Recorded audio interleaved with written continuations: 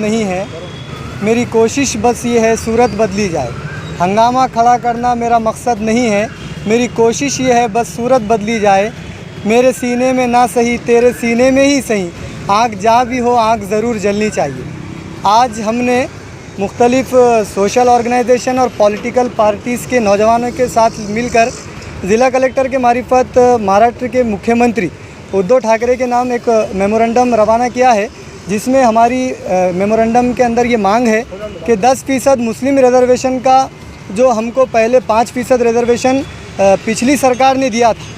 पिछली सरकार यानी कांग्रेस राष्ट्रवादी की जब सरकार थी 2014 तक, उस वक़्त में हमको 5% रिजर्वेशन दिया गया था। तो वो रिजर्वेशन वो सरकार ख़त्म होने के बाद बीजेपी की सरकार ने उसको ख़त्म कर दिया।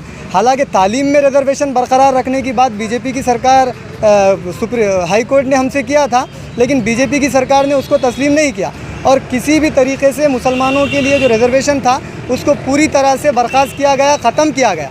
उसके बाद कांग्रेस राष्ट्रवादी की सरकार ख़त्म हुई। 2014 से लेकर 2019 तक के वक्फे के अंदर 5 साल के लिए महाराष्ट्र में देवेंद्र फडणवीस के मुख्यमंत्री बनने के बाद बीजेपी की सरकार महाराष्ट्र के अंदर आई और बीजेपी की सरकार जब आई उस वक़्त पूरे महाराष्ट्र के मुसलमानों ने बड़े पैमाने पर आंदोलन किए, एहतजाज किए और मुतालबात ये किए सरकार से, बीजेपी की सरकार से, कि मुसलमानों को तालीम के अंदर और शिक्षण के अंदर जो मुसलमान बहुत खस्ता है उनको रिजर्वेशन मिलना चाहिए।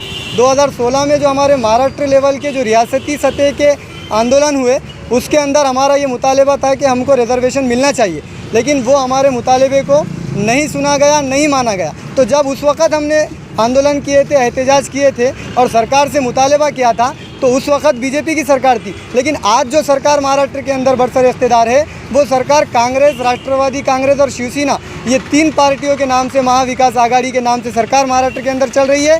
और ये 2 जो पार्टीज़ है, कांग्रेस और राष्ट्रवादी कांग्रेस, ये सेकुलर पार्टी के नाम से मुसलमानों के वोट लेते आ रहे हैं और मुसलमानों का ये पूरी तौर पर मुसलमानों का इनको सपोर्ट हमेशा से मिलता आ रहा है और मुसलमानों से हमेशा ये वादा भी रहा है इन पार्टियों का कि हम मुसलमानों को रिजर्वेशन देंगे, लेकिन किसी भी तरीके से रिजर्वेशन नहीं मिला।